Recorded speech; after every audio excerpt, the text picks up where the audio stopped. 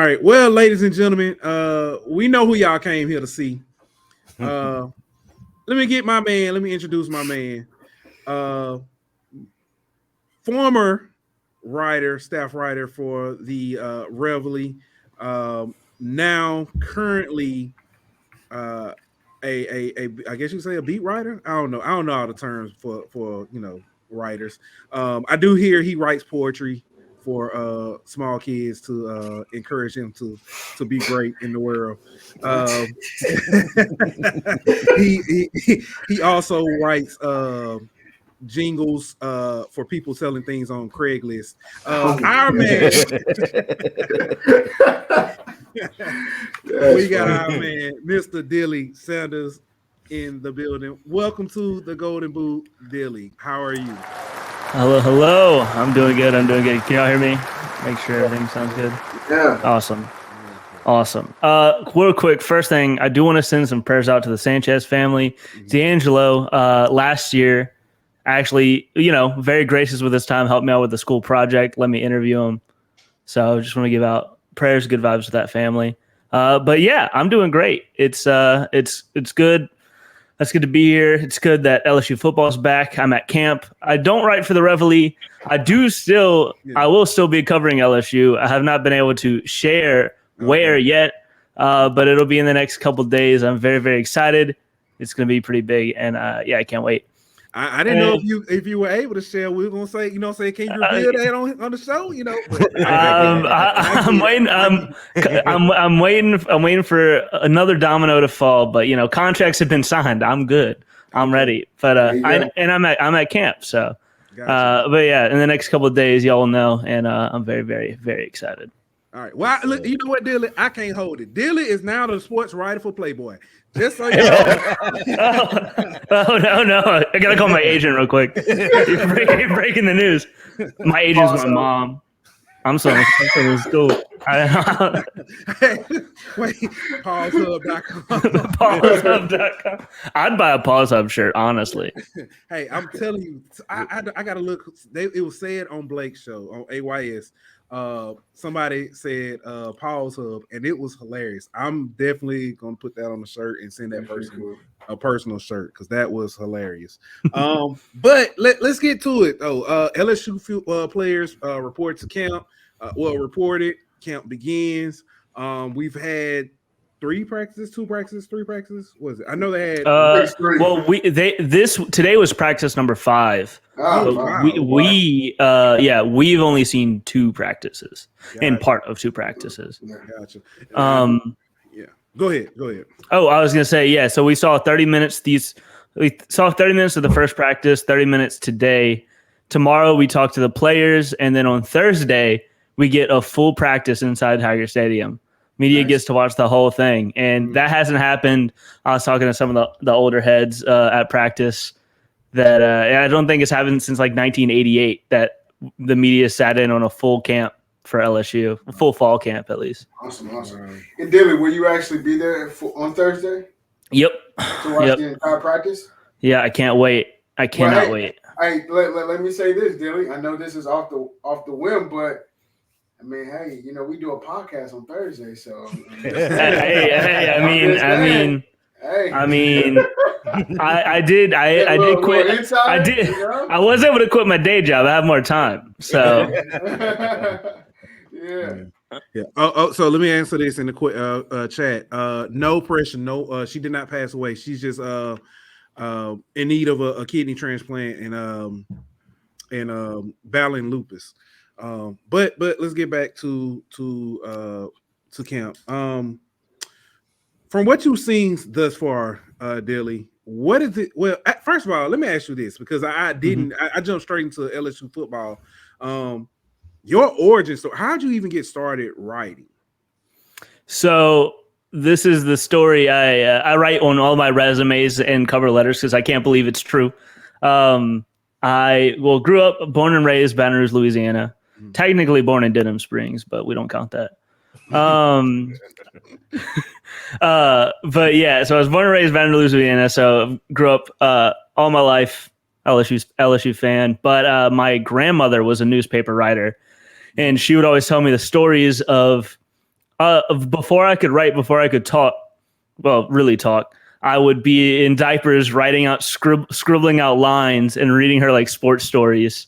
Wow. Just off the top of my head before I really even knew what was going on. And like my grandpa would read me the high school games, and I'd type in on my phone notes a post game report about what happened while we were there. So it's literally just been my entire life.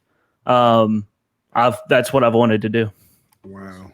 I say this. I first got introduced to Dilly a few years ago when this man by himself, he did a big board of everyone in the NFL draft, like 350 something players.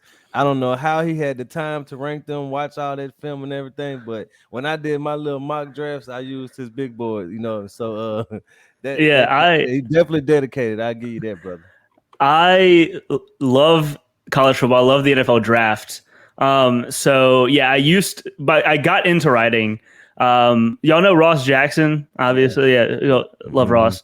Me and him met on Madden, actually. Wow. In a Madden league, and he was writing for what was it? All Saints Considered. Yes, All Saints Considered at the time. And I was like, hey, I want to do this. I'm in school. Like, I'm a freshman. Can I write for y'all? And so Ross gave me my first job through Madden. Wow. And then another person in our Madden league started a website, and I wrote about the draft for him. And then so I've spent like 2 years hosting a draft podcast and just fully in on the draft. So I love the draft, and I did about 2 years where I watched over 300 players, and crazy, man. It's not easy. It's not easy. Oh no, I wouldn't even be able to do 100 players. Well, Dilly, let me ask you this. I know we're going to start talking about camp, but what players are you excited about when it comes to the upcoming draft next year? There's obviously a couple of LSU players, but number one player I cannot wait to watch is Bijan Robinson out of Texas. Okay. Just such a fun football player, and it's kind of antithetical. He's kind of antithetical to what I like. I love like a pass blocking running back. I love blocking. I love watching tight end. I love watching tight ends, wide receivers that block, offensive line that block. But Bijan Robinson is not that good of a blocker, but he is really good at everything else. And Devin Leary out of North Carolina State is like the quarterback that I can't wait to see. I'm big on him. He slept on for real. Yeah. I'm doing the student media poll. We release weekly polls, like top 25 polls on men's basketball, women's college basketball, and the first football one's coming out. Well, I think in a couple days. And I filled out my bracket, and I think NC State is number 11 for me in the first bracket. I'm kind of high on them, even with the people that they lost. Let me ask you this. All right, so last year for the Reveille, you were covering women's basketball. All right, I need you to give me a story about Kim Mulkey that nobody has heard you tell before. Ooh. You had to put the glasses on for that one, huh? I'm struggling. Okay, so quick aside, I've been wearing glasses for like 2 months. I didn't know my entire life I was blind. I just went through my whole life thinking, I can see, I'm good. And the driver's license state, that's what it was? You were new? No, it wasn't. I was at the LSU. I was at LSU Pro Day, and I asked Mike Triplett. I was like, "Hey, what does that sign across this thing say?" He was like, "You can't read that." And I said, "No." And then I kept trying on other things, and people were like, "You should probably go get your eyes checked." And I did, and my doctor was like, "You don't have good eyesight," so I had to go get glasses. So I'm still getting used to them, and I noticed they have a big glare. So I was going to take them off, but I kind of want to see whatever you're comfortable with. That actually, so I just want to tell you that's not a glare. Daniel is in heaven right now, and so it's really bright. Yeah. I saw he ascended at some point while I was in here. I forget my dad. My dad's in here. Dad, you missed the rapture too. Daniel obviously beat us all to it. So a Kim Mulkey story. So after one of the games, it was whenever Alexis Morris got hurt. I remember. Alexis Morris got hurt and everybody was really nervous. We had gotten done with the press conference and everything, and I had seen Mulkey walking out, and I was like, do y'all think it's bad? She's like, it better not be. This is less of a Mulkey story, but then I walked out of the doors and Alexis Morris was getting in the car, like packing up her car and driving herself home. I was like, so it can't be that bad. And she said, I'm playing no matter what. And Mulkey already told me I have to. And so we just talked a little bit and then I went on my way. But yeah, that team's awesome. All of the players were all super, super nice the entire time. Mulkey was super nice. She kept singing to me at press conferences. I enjoyed it very much. So how good are they going to be this year with Flage and Angel Reese coming in? Well, it's hard to say like, oh, don't expect very much because that's exactly what we did all leading up all into last season. And they turned out, they were a 3 seed. And then, so it's hard to do that again and be like, oh, don't get your hopes up. But really, I guess it would have to be, don't get your hopes up. I don't think they're going to be a 3 seed again. Never doubt Mulkey, but they're going to be fun to watch. Flage is one of the most fun basketball players just to watch that I've seen in a long time, men or women's. Like she just gets buckets. So it's not going to be boring to watch. I just don't know how good they're going to be. Like I'm a Rockets fan for the NBA. Rockets aren't good. They're fun to watch though. They're definitely a league pass team though for sure. Yeah. They were selling their tickets for $15 last season. Wow. So that was Oklahoma City, bro. That was y'all. Yeah, both of them. so Dilly, well, with Flage, Kim might not sing to you. Flage spit a freestyle for you though. Yeah, she follows me on Twitter. I'm gonna put in the DMs. Just try and get like my own theme song or something. But I think she already has a song with Boosie, so I think I'm already past that. I don't have that. I don't have Boosie clout. Yeah, dude. Yeah, you're gonna have to pay a good little penny for that. No, pay for Dilly, man. You Dilly. I'll tell it. No. Hey, you verified. You verified on Twitter, dog. You got that clout. Yeah. The verification badge has brought so much joy into my life, but also I've been made fun of so much by my friends, and like not like made fun of, but teased like, oh, it's the blue check, or whenever my friends like, we went to go bowling the other day and I was waiting for them at the bowling alley and they walked up to me like, is that the Dilly Sanders?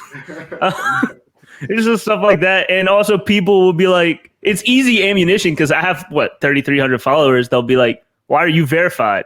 And I'll be like, I don't know. Truthfully, I applied as a joke and I got it. And I felt bad because I had friends that really, really wanted it and deserved it that didn't have it at that point. But it's been fun. I mean, John Cena followed me. That's cool. Ah, that's dope. Wow. That's dope. Yeah. So, I mean. But how did you see him follow you, though? So, whenever. You did? That was good. That's a good joke. That's a good joke. That was a good joke. What I didn't realize is whenever you're verified, you have a tab that allows you to only interact with other verified people. So you can just filter out everybody else and only see if verified people reply to you, like your tweets, or follow you. That is so elitist. And it really is. I don't use it. I don't use it. That's very elitist, though. I would never do something like, hey, how do you get that? The whole time I'm thinking, I gotta hit Dilly's inbox. Take that. All right, but let's get back on track, Dilly. Camp. Yes. So far, we've kind of seen the videos, we've heard the stories of who's running out with first team, who's running out second team, who's not running out at all, and not even just quarterbacks, other positions, running back as well. Is there something that you've seen so far in camp that's kind of surprised you? Surprised me. Well, first off, just visually, Harold Perkins. Yeah. I just didn't expect Harold Perkins is out there moving like a safety, but looking like an edge defender. Like he's huge. Wow. He looks like an SEC linebacker. Like he could start day one. Like just visually and how he moves. He is as advertised already. All of the offensive linemen look big and look ready to play. Like, last year, I just don't think that these people are going to be getting pushed around by Mizzou. Is the main thing. That's all that really I think matters. Just seeing how more prepared players look from a strength and conditioning and like health standpoint. Everyone makes fun of Miles Brennan coming into camp looking like he's 35 years old, but like he looks like a healthy quarterback now.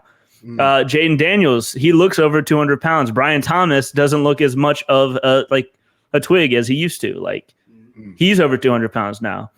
Like everybody bulked up, and it's just good to see. Like I didn't expect to see as much progress from spring to fall as we did. So you're saying that Jacob Flint is the MVP of the offseason? He really might be. I'm really, really impressed with how well everybody's conditioned. I did see Harold Perkins get a little cramped up today, but it was so hot. I do not blame him. I really don't blame him. Yeah. Well, let me ask you the question everyone probably cares about, and everyone is honestly probably tired about. How the quarterback's looking? All right. So I have always believed personally that this is a 2-man race. Mm-hmm. And it's been backed up by camp. I think it's either going to be Nussmeier or Jaden Daniels. Okay. Let me ask this. Yeah. Did those 2 men change as far as what? Because I, like you said, I always thought it was a 2-man race, but initially it wasn't Nussmeier. I mean, it wasn't Nussmeier. It was Miles Brennan and Jaden. So did you originally think that as well, or were you always kind of I think it's Nuss? I have a little bit of personal bias. I'll admit that. I have been a huge fan of Jaden Daniels since he came out of high school. I've watched every snap he took at Arizona State. He's just been a player I've been a fan of. So I was really excited whenever he was coming to Baton Rouge, because I know that he is more than his stat lines. Like the players and the coaches at Arizona State failed him a lot. And I know he's not perfect. But I believe with how much effort they're putting in to Jaden Daniels, fixing his footwork, stuff like that, I feel like it's hard to believe that they don't think that he should be starting. Yeah. But I say that to say Nussmeier everyone's talking about him out of camp, and for a reason. He looks like he's the best quarterback right now. It's just most consistent in everything. And every drill today, from what I saw, it went. And now he did say somebody has to start, somebody has to be the first quarterback. But every drill, no matter what drill it was, the order was Nussmeier, Jaden, Brennan, Walker Howard. Wow.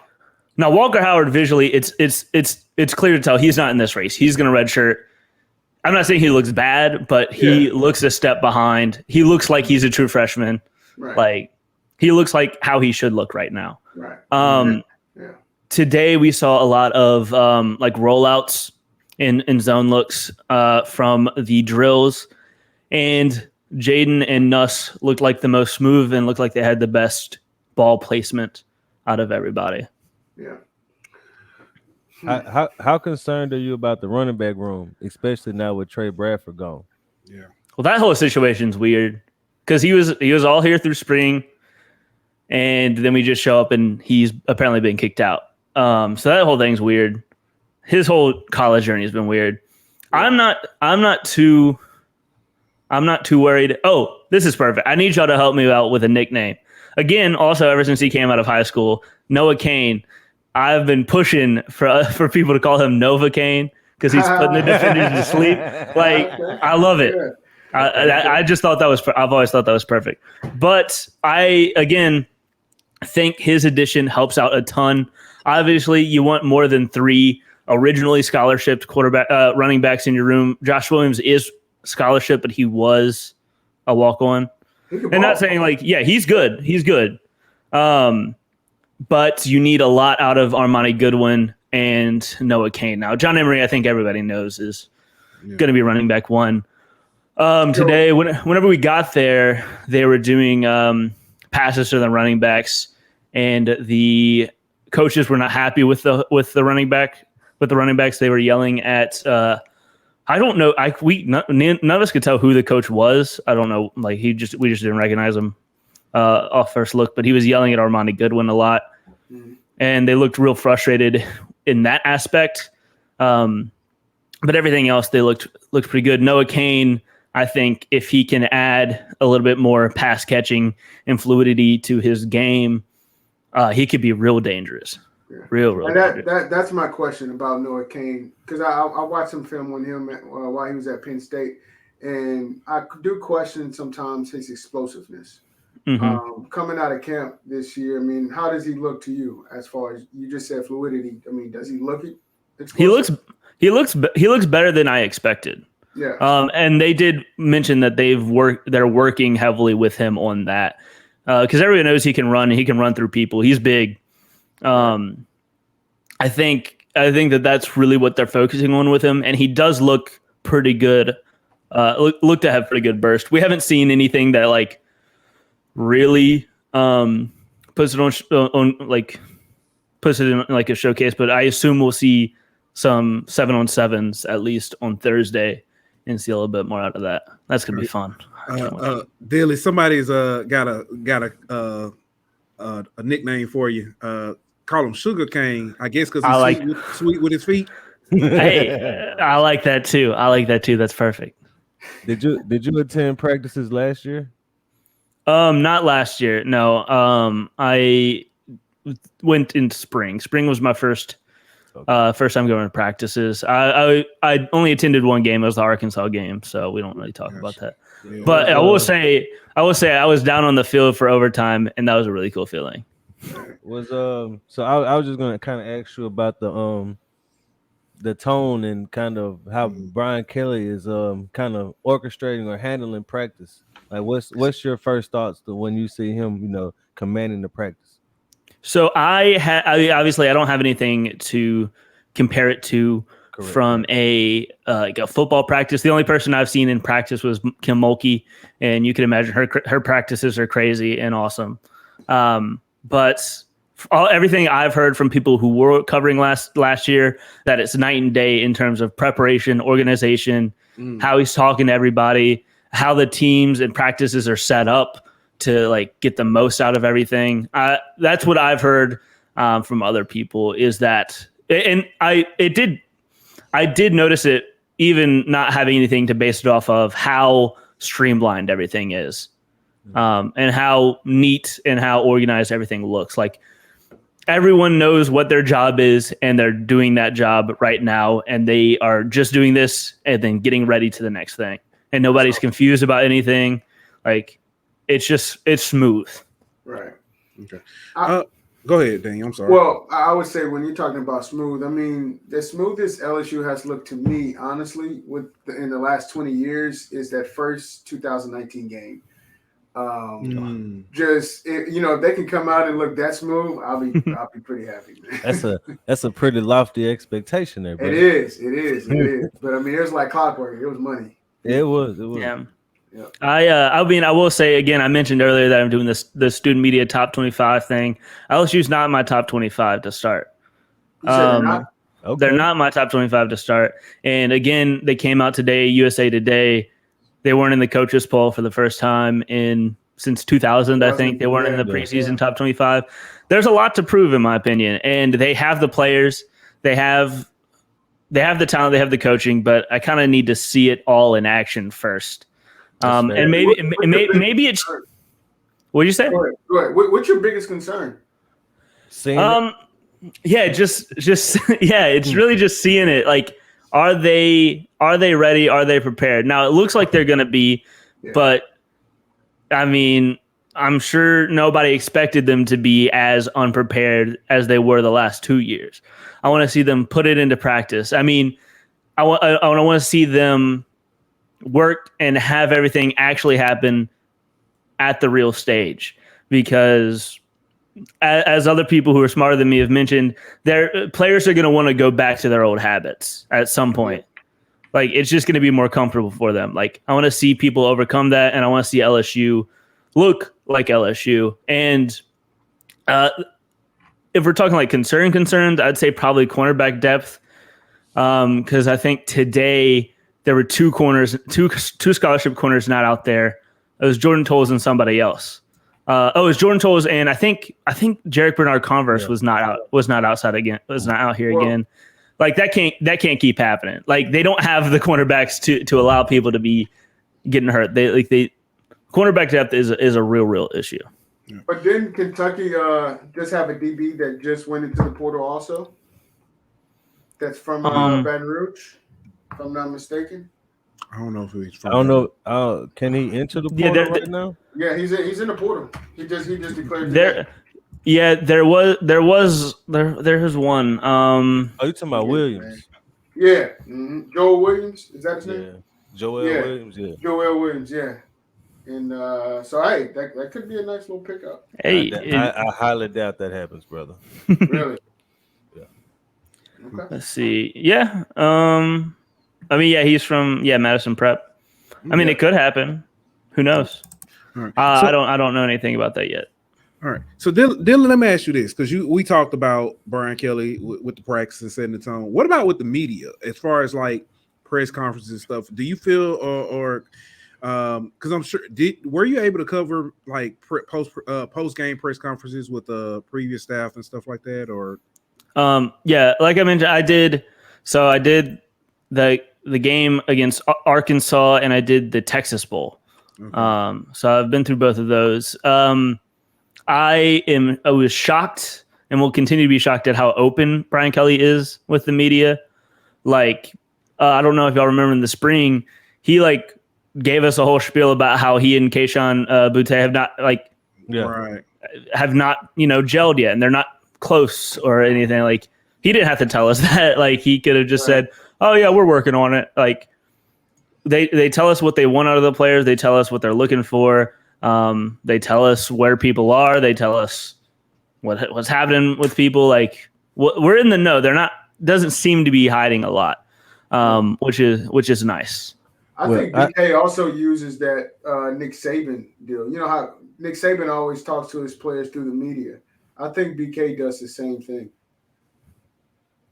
Mm-hmm. You know? He says a lot to y'all in press conferences, about the team, but I kind of noticed the difference between him and maybe the past regime is he doesn't really say a lot when it comes to recruiting. Like the past staff would tell us, "Oh, we're feeling real good about getting a commitment from an offensive lineman," and he basically keep us up to date with everything that they had going on. Do you kind of get that same vibe that BK is not as forthcoming about recruiting? I have not heard anybody ask about recruiting really, so maybe that's it. At least off the top of my head from the press conferences I've been to, that really might be it. So maybe the media needs to do a better job about talking about recruiting. But yeah, I don't. Nothing that I remember that has been set up to be talking about it. Yeah, I know with recruiting, it's only so much he can say because of possible violations. But let's shift there. Let's shift to recruiting real quick. Sheldon Sampson Jr. Stayed. Big pickup by this staff. I don't remember a time where we've had as many 5-stars this early in a recruiting cycle, and also out of state and stuff. Well, a mixture of out of state, in-state guys. You've got 2 5-star wide receivers already recruited to your class, and that's important because last year you only had 1 wide receiver in your class, and then you had 3 transfer out. Like, wide receiver is the biggest biggest need right now, because you think LSU wide receiver, you think of the talent that we have right now, but it's not really that deep. Well, next year Boutte's gone, gone, Jere's gone, so that leaves you. Kyron Lacey might be gone. Yeah, he could possibly be gone too. So it leaves you with Chris Hilton, Brian Thomas, Best Neighbors, and Arbeetta. I mean, they're solid guys, but that's not a deep enough room in the SEC. I would tell you. Go ahead, Dylan. I was gonna say, that Sheldon Sampson commit was so big for a ton of reasons. Hopefully, getting people to stop talking about the in-state recruiting. Like, give him a year, man. Give him some time. He has to build relationships with somebody. Like some people that, like, Interesting. Just let it smooth in. Like, I never thought it was as big of a deal as it was made out to be, and then now it's starting to show like they know what they're doing. They're Interesting. give them some time. Yeah, they might actually be able to flip a guy like Ricky Collins, and they might actually be able to get Zalance Hurd and some of these other guys. So maybe people like Daniel, who were panicking when Derek Williams committed to Texas, should have pumped their brakes a little bit. Interesting. Yeah, this year's been interesting too, because Arch was never coming here. Exactly. Eli Holstein never coming here. Never trust a man from Zachary. Zachary was our high school. Chris Hilton, close your ears, brother. Time out. Let Colin Jackson commit before you start saying. Okay, sorry. I went to high school at Central. Zachary, obviously, huge rivals. So it's all fun and games until you're Eli Holstein. I might need to play the disclaimer for that one. Did y'all see Woodlawn versus Zachary is gonna be on ESPN next year? That's crazy. That's crazy. Well, I like that they're playing, but me personally, if you're gonna put a BR game on, you should have did Catholic versus Zachary, in my opinion. But either way, I think that's gonna be a good game. Yeah. But I wanted to do a quick. I was looking up the comparisons as far as wide receivers, and I got a comp for Sampson. He definitely reminds me of Terrence Marshall. Yeah, he's just faster. Yeah, he's a faster Terrence. Which is crazy to think. Yeah, same number, same everything, bro. I think he's like probably an inch or two taller than Terrence, and he's probably a couple pounds lighter. But I think that's a pretty good comp. I think a lot of people forget just how good Terrence Marshall was before the injury, man. Like in high school, oh man. Yeah. I've heard some good things out of him, out of camp with him there too. Yep, in Carolina, yeah. Mm-hmm. Breakout year. All right, so we got a big commit in Sampson, but then you had another Baton Rouge guy decide to go to BK's old stomping grounds, Osbury. Yeah. How big of a deal do you think it is that not only did he not come to LSU, but he went to Notre Dame of all places? I think it is about a 1 on the 5-point caution scale. Jaden Osbury did not want to come to LSU. He went to U-High. His dad works for LSU. His dad played for LSU. I know for a fact Jaden Osbury did not want to go here at all. And the Ohio State thing, the Notre Dame thing is Notre Dame hired the Ohio State linebacker coach. Osbury was going to go to Ohio State. Notre Dame hired that coach. Osbury went to Notre Dame. Gotcha. Hold on, because you just said something right there, so I just want to thank you. All right. Oh my gosh. Because it's a lot of people have been panicking over that or made a big deal out of it. A lot of people make a big deal out of it. A lot of people. They're saying he's 4 miles away from LSU and he's been on campus his whole life. Well, I agree. As somebody on this show used to pull, the thoughts out of their head and say perception is reality. Perception can be reality. No, it can be now, huh? It can be now. No, perception, but at the same time, you have to look at everything with this kid. Everything that his dad's been through the last couple of years. Everything. Really? Wait, hold on. Let me finish. Go ahead. I'm listening. Everything. He's been on campus his entire life. It's okay. We're fine. I'll let you go. Situation. Okay. What's crazy is that sounds like the same thing that a couple of us told you about, I don't know, a month and a half ago. About Jaden Osbury. No, that we were saying that about Eli Holstein. We were saying that about Arch Manning. Some of these guys just weren't coming to LSU, bro. You know what? I get that. Now, okay? At that, Dilly, you got to understand these guys, right? Whenever I'm wrong, they're gonna let me know, Dilly. Now they can be wrong all day. Come on, man. Come on. Oh my god! I just think that this is a year where it happened to be a lot of people in the top 10 that just like, I don't want to stay here. I want to go. Tackett Curtis was another one. Tackett Curtis was not coming to LSU.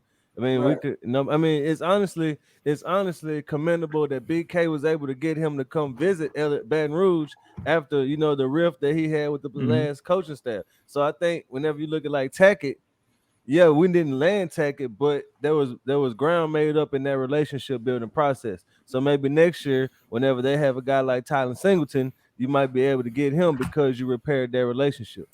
The only thing you have to worry about, I think, with the like top 10, top 12 recruits is maybe Omarion Miller. Is Mickey going to keep taking people from in-state, wide receiver from in-state? I don't know, but that's the only thing to maybe look at. Yeah.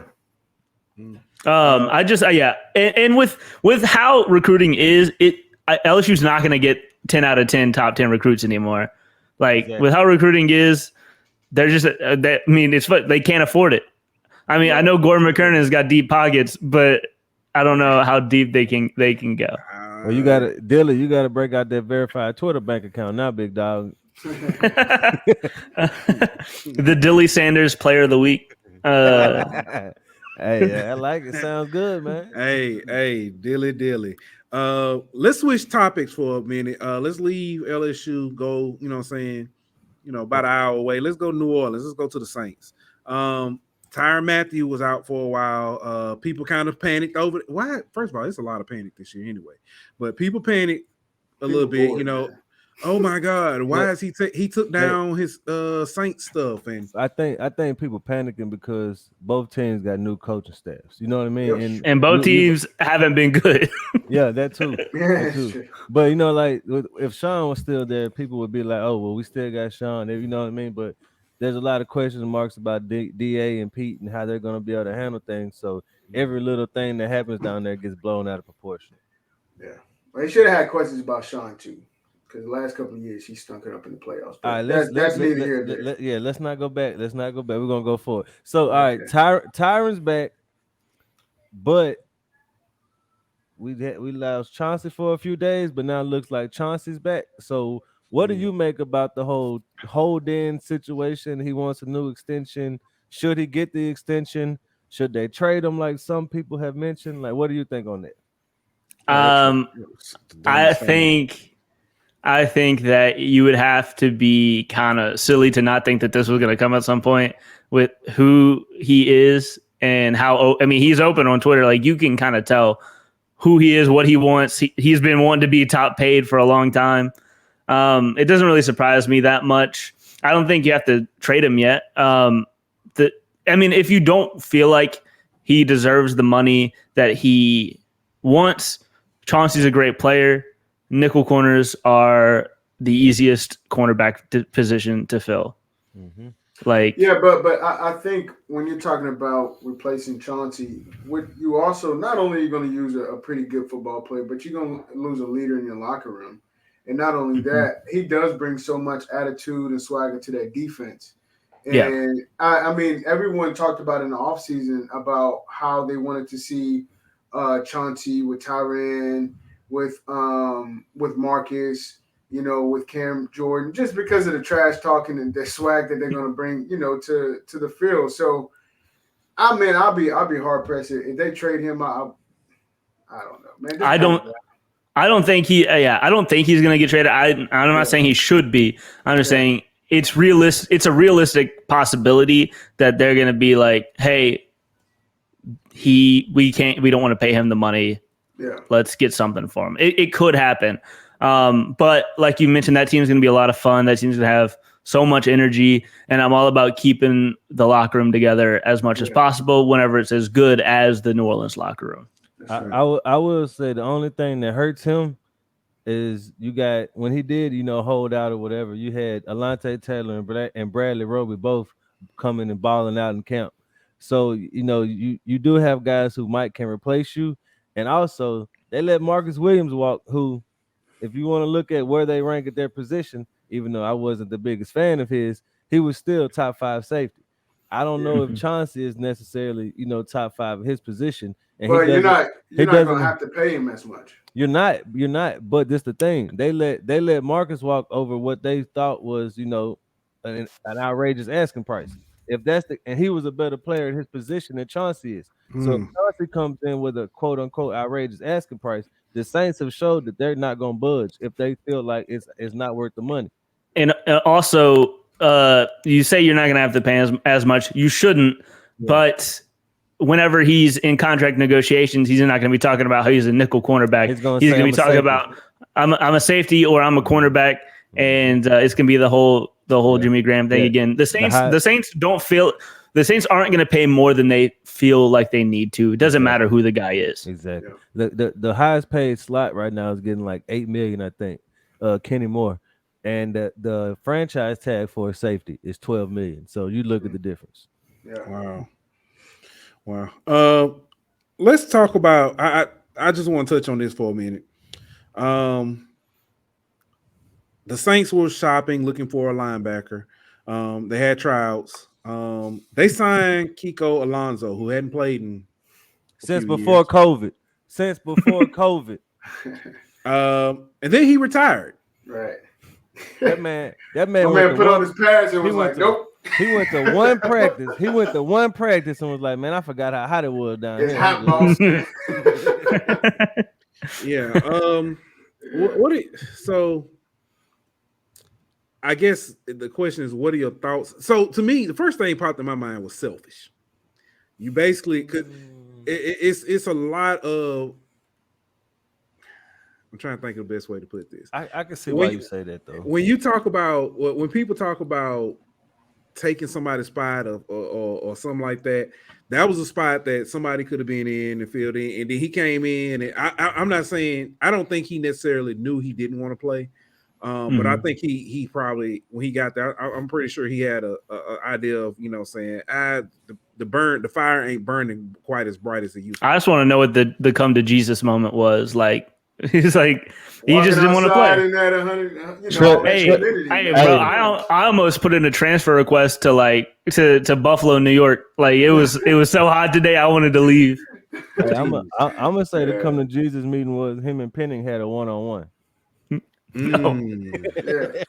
Look, I'll tell you like this. I'll tell you said selfish. I don't think it's selfish at all. And I don't think I don't taking somebody's spot. I mean, he only practiced once. You know what I'm saying? I get the premise. They could have signed someone else instead of signing they still him. get a chance to sign someone else. But too, so. I think it was more so of people don't realize how much that it takes to play the game of football at that level. Right. And it's one of them things to where if your heart ain't in it, then you might as well go ahead and retire now. Yeah. I respect it, bro. I think I honestly respect him too, because he could have did what Olin Kreutz did to us a few years ago and waited till like the third game of the season and was like, hey y'all, I'm out. You know what I mean? So now we at least have time to find a replacement. I just know they worked out Chase Hansen today, but I don't know if he's the answer, but I would rather him do it now than wait until it put us in a bigger bind. Hey, do you guys remember? It could have been halftime. It could have been halftime. I was thinking that, bro. Vontae Davis. Yeah. Bills. I just want to know how that went. Did y'all ever see Trey Davis tell that story? Yeah, that's so funny. Trey White, I'm sorry, Trey White. Yeah, Trey White. Yeah, he said that man was like, "Yeah, I'm good." Oh, yeah. They said, "Hey, you come back out." That was hilarious. Nah, I think I'm gonna stay here. Y'all go ahead, man. That's so funny. Like, yeah, I did live in Buffalo for a couple years, so I was all my friends that were Bills fans were like, "What just happened?" Like, there was so much confusion. That was so funny. And Trey White telling that story is hilarious. Yes. So UFC fight was just this past Saturday, but all last week, Trevor Penning was auditioning, getting everybody the hands. Is that becoming a distraction? I mean, is it a point of, saying, hey, you're tough versus, saying, bro, every video I've watched, they went after him. I love it. He's blocking into the whistle, and you're working, bro. This your job, dog. Hey, like Mike Tomlin said, I'd rather have to tell a dog whoa than sick him. Yeah. The most underrated comment I've seen on this is I saw it was a tweet. It had like 30 likes. I don't know. He must not have much of a Twitter presence. But Sean Merriman, Sean Merriman put out a good point saying they're gonna love him come week 1. Like, and that's a defensive end saying like they know like everyone knew that this is what Trevor Penning was and was gonna be. I was at the Senior Bowl. He did this the entire week. The defense hated him, and then he was one of the better. He's one of the better players. Like what's gonna happen. We knew this was coming. He's one of those guys where you want him. You're glad he's on your team. Exactly. It's just like Chauncey. It's just like Chauncey. Whenever he's calling Mike Thomas slant boy and getting punched in the face in practice, we got a problem with it. But whenever he's doing it to Javon Mims and getting a 15-yard penalty and getting no boy ejected, we're all for it. You know what I mean? So hey guys, we're like the Tom Brady. We're gonna be getting Trevor Penning versus Aaron Donald this year. We're gonna be getting Trevor Penning versus Trey Hendrickson. I know it'll be a little bit of a I'd love to see that Aaron Donaldson. Oh, they're gonna fight because Aaron Donald's a sneaky asshole. Like, he really is not the nicest person ever. Did y'all see that video of him choking the teammate? Yeah. Bro, the drill. I would hate to be that teammate. Don't sign me up for that. Hold on. No, bro, you talking about he was doing the drill? Man, he was choking that boy. He was choking that boy. Bro, that was open hand, bro. He was like this around the man's neck. Nah, that looked uncomfortable. Then he said dude was a rookie, so he had to pay his dues. That's how I know he was choking. That's how I know he was choking him. Aaron get a bad. Let me ask you this, Dan. You gonna let one of your teammates do that to you? Nope. Bro, I've practiced on teammates in drills. Teammates have practiced on me. That ain't what he said. Come on now. You gonna let Aaron Donald do that to you? If I was Aaron Donald's teammate and I was a rookie, yes, I would let him do that to me. Bruh. So you telling me if Aaron Donald was your teammate and he said, "Hey, look, come over here and help me with this drill," what you gonna say to Aaron Donald? You gonna say no? First of all, you gonna say no? It's 100 more people you could choose. If Aaron Donald comes up to me, he's like, "Hey, I'm gonna choke you," I'm gonna be like, "I'm Kiko Alonso in that. I'm retiring. I'm good. I'm leaving." First of all, I'm gonna put it like this: if Aaron Donald is help him with a drill, understood. You're not finna be putting your hands around my neck. No, dog. Yeah, nah. Hey, I'm with you. We gonna. It's 100 more people you can do that to. You ain't doing that to me, dog. Hey, but if y'all talking about squaring over Aaron Donald, y'all crazy. I just want to say that. I would rather square up with Aaron Donald and at least give myself a chance than just stand there and let that man choke me. I'm taller than Aaron Donald, so I got it. Hey, I'll say this. I'll say this. If I'm Aaron Donald's teammate, that means I'm probably the size of Aaron Donald. Oh, bro. But ain't about side, bro. Man, you crazy. I mean, he's always been undersized. Yeah. You never seen that man pick up two dudes and yeah. Okay. Well, he gonna have to show me today. That's football, bro. We ain't. He gonna have to show me today. It wouldn't be football at that point, dog.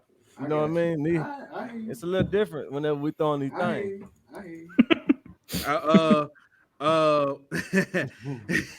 Chris said you can't claim the 318 no more. I don't think anyway. I claim 337. Good, because we ain't letting that slide up here. And Chris also said Aaron would have to square up. That's not how you spell Aaron, but go ahead. Hey, Ron. Hey, let me ask you this, Dilly.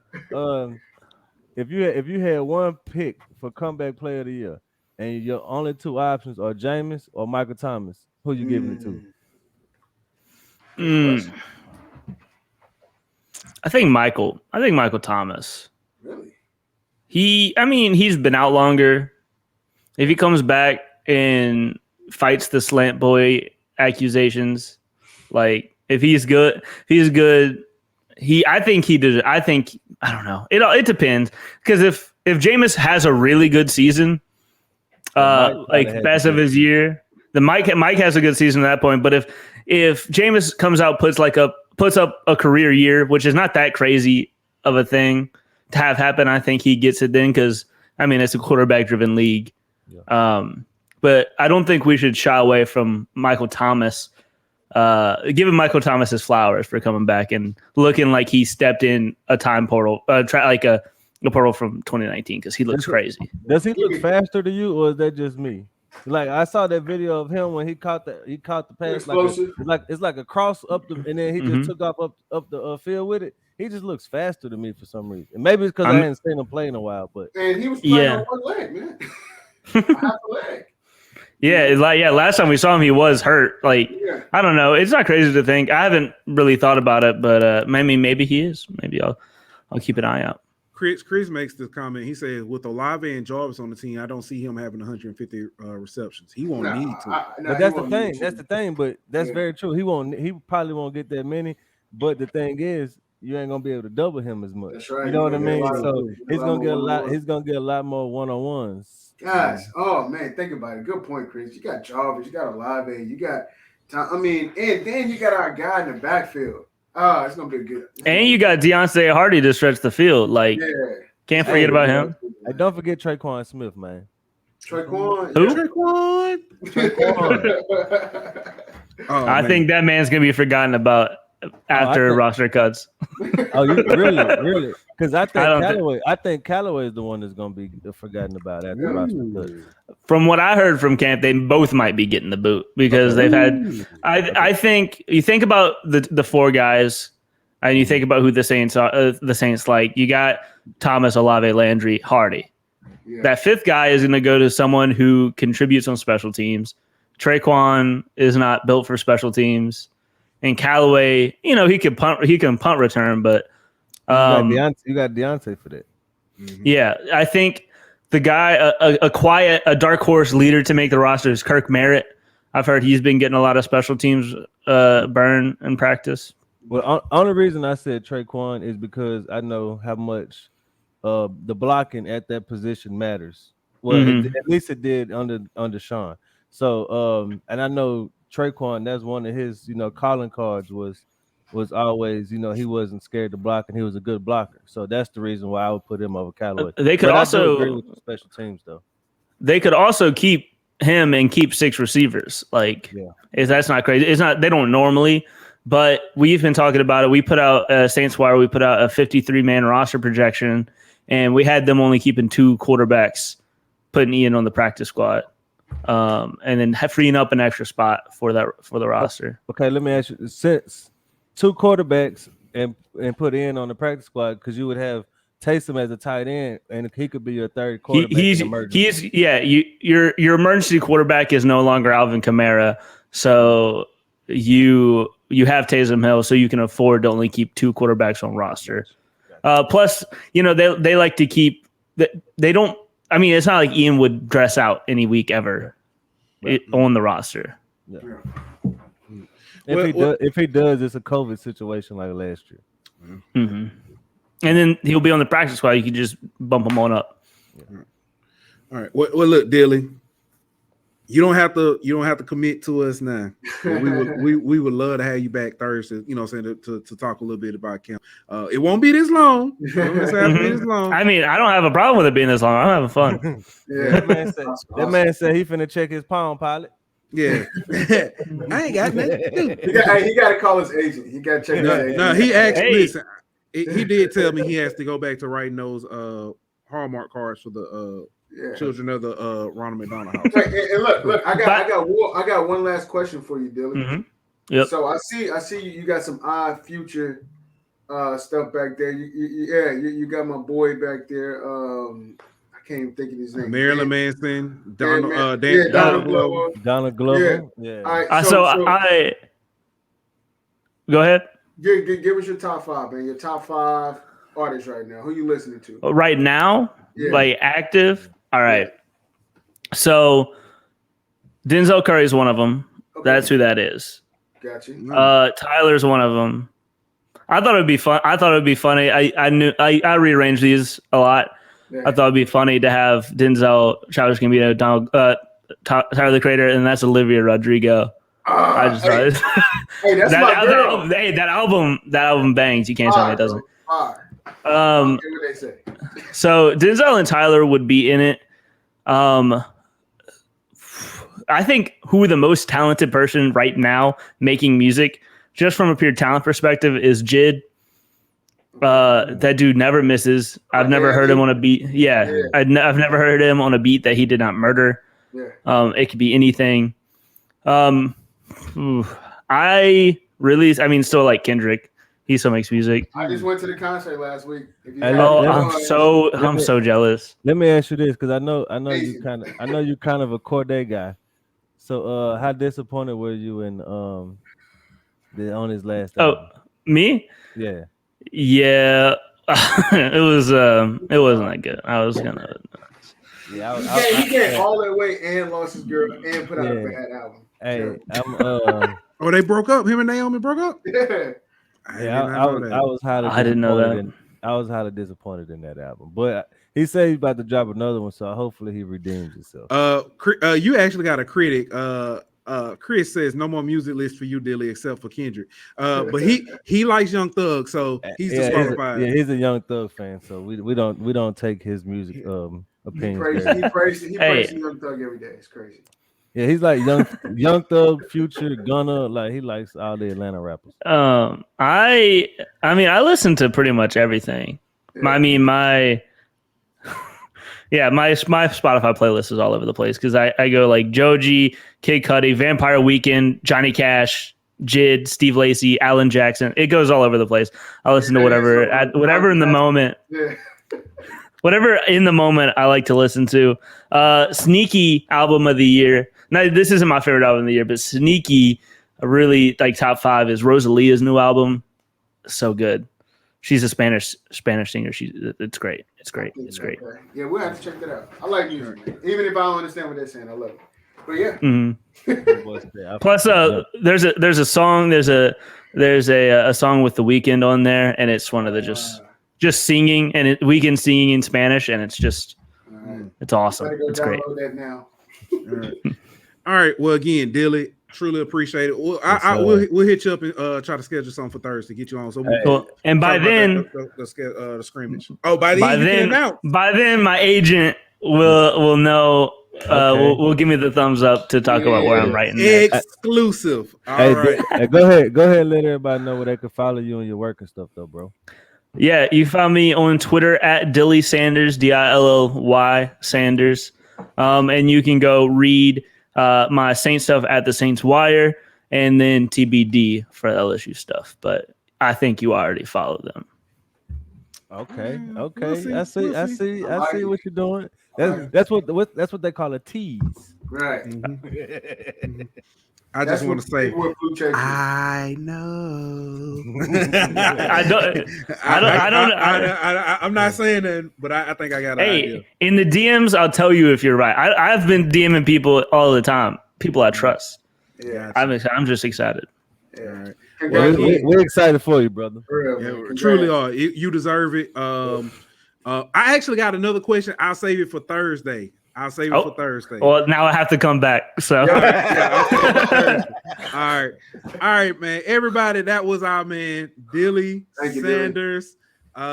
This is going to get updated with his new when it comes out. So, thank you, everybody. Thank you, Dilly, for coming on.